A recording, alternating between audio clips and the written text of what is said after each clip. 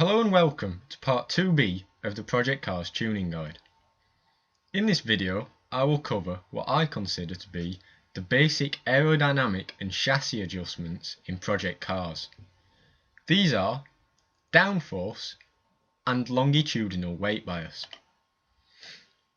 The downforce can be adjusted individually on the front and rear of the vehicle.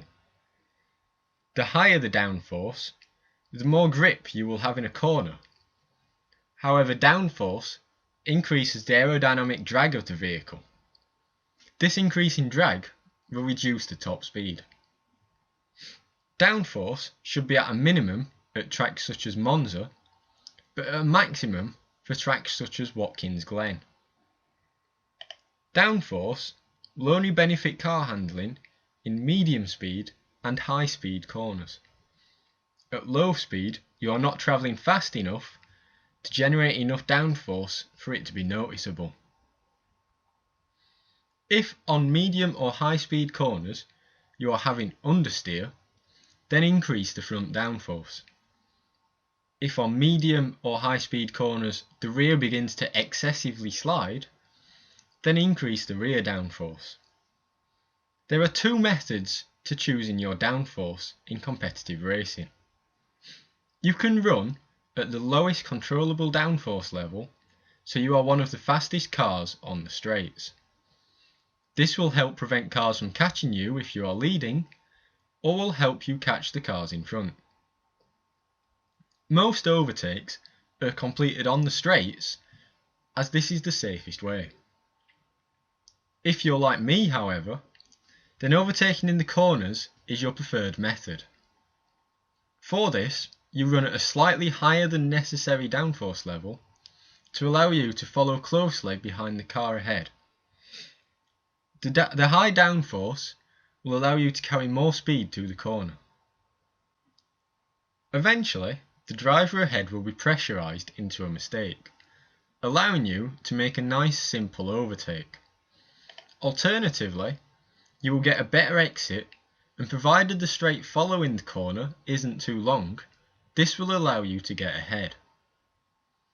When leading, it is also helpful as you can exit the corner faster, and any advantage the drivers behind have on the straights will be negated by your superior corner speed.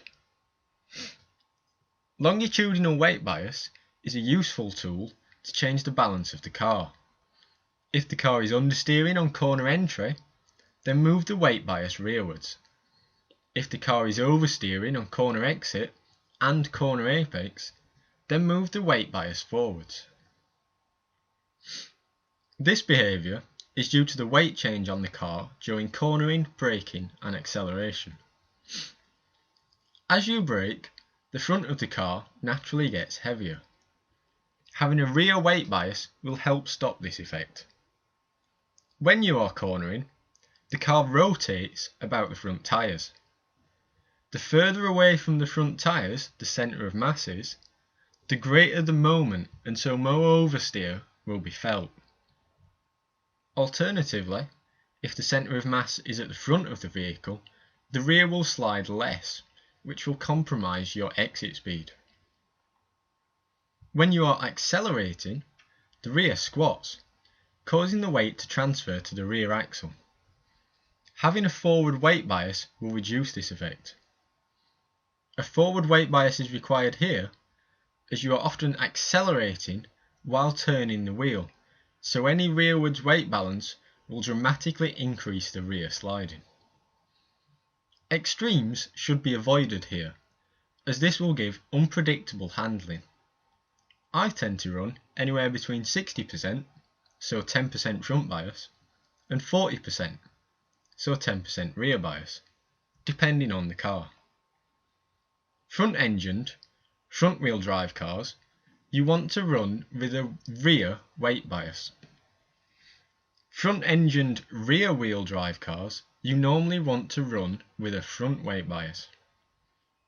Rear-engined rear-wheel drive cars, you want to run with a front weight bias. Mid-engine rear-wheel drive cars are tricky, as these tend to be unstable and unpredictable. These will often stay around the 50% mark. All-wheel drive cars have a tendency to understeer. This is not always the case, but is normally the default handling. For these, a rear weight bias will be required. That concludes part 2B of the Project Cars Tuning Guide. Thank you for watching the video. Please leave a like if you found it useful, and remember to subscribe. If you have any feedback, then please leave a comment down below.